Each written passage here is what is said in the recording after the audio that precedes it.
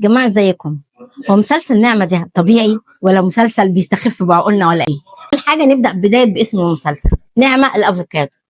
هو ايه كلمة أفوكاتو دي؟ يعني ما اسمها المحامية، الكلمة دي اتلغت من زمان يا جماعة. أنا في الأول افتكرتها فاكهة الأفوكادو، لما عملت سيرش عرفت إن الأفوكاتو دي محامي. وبعد كده يعني جايب نعمة دي المحامية اللي ما فيش زيها في العالم كله، اللي دماغها توزن بلد، اللي هي بتعرف تحل كل القضايا وما بتخسرش في ولا قضية. وقال ايه تجي لها قضيه من بالليل الصبح تشرب الكوبايه 12 كوبايه حلبه باللبن وتكتشف فجاه سر القضيه في يوم كده وتكسبها تاني يوم، وكمان تاخد كام؟ 10 مليون جنيه. 10 مليون جنيه في قضيه بسبب ايه؟ خدتهم بسبب 12 كوبايه حلبه باللبن، ما علينا يعني. المهم، هل يعقل ان واحده تكسب 12 مليون جنيه تدي ال 8 مليون لجوزها ونص اللي بتاعت القهوه؟ طب مال بتاعت القهوه بالموضوع يعني؟ وتدي مليون لابوها؟ انا اخري ممكن اطلع زكاه منهم، لكن اوزعهم كلهم كده وما اخدش منهم حاجه واديهم لجوزي؟ طب يا اختي غير العربيه المعفنه اللي عندك دي وبعد كده بدي له الباقي.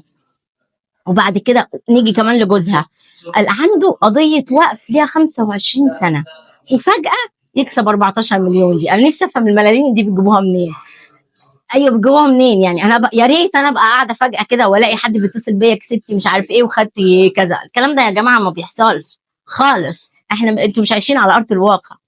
وبعد كده قال ايه؟ تيجي بعد كده اللي هي ساره مكاتب دي تخبطها 3 خبطات على دماغها من ورا، يعني المفروض كانت ماتت واتقتلت وخبطات صعبه، وفجاه قال تصحى تاني. ليه يعني؟ هي مين؟ سوبر وومن دي ولا ايه يعني؟ اللي ما بتاثرش فيها اي خبطات وتدفن وتطلع وتدي كمان اللي طلعها مش عارفه نص مليون جنيه. ماشي سيبنا من الموضوع ده. ياسين ده اللي طلع لنا في المسلسل طالع من كوكب تاني، اللي هو ما فيش راجل في الدنيا بيعمل كده. الهيمان اللي بيحب لي واحده متجوزه وتقول له طلع 14 مليون لساره مكاتب يقول لها عينيا ويديهم لها كده بكل سهوله. ده ايه ده؟ فين الرجاله دي؟ جايبينها منين الرجاله دي؟ مش عندنا على الكوكب يعني؟ مش موجودين عندنا على الكوكب؟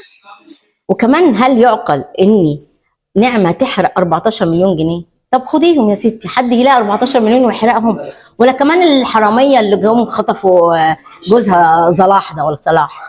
يعني شايفين 14 مليون بيتحرقوا وهياخدوا بس منهم 100,000 ويسيبوا لك بقى ال 13 مليون و900 الباقيين؟ ده كانوا ذبحوكي وذبحوه وخدوهم.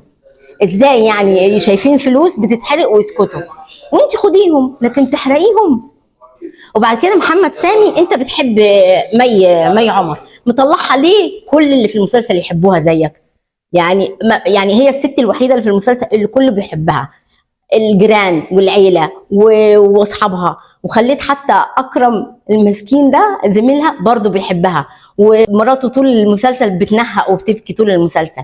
يعني انت بتحبها حبها لوحدك لكن ما تحببش فيها خلق المسلسل كله. وكمان فجأة بعد ما عدت 15 حلقة المي سايبة صلاح، فجأة قال تطلع حامل. طب حامل من مين؟ ولا حامل ازاي فجأة؟ وياسين ده كمان ياخدها بابنها ويعيشها معاه ويتجوزها. يعني الاحداث دي يا جماعه مش طبيعيه، اللي حصل في المسلسل ده كله مش طبيعي، انا مش مقتنعه بيه. انا ندمت ان حضرت الحلقات دي اساسا، ده كويس ان هم 15 حلقه عشان ما كنتش اتشليت. بس كده، باي.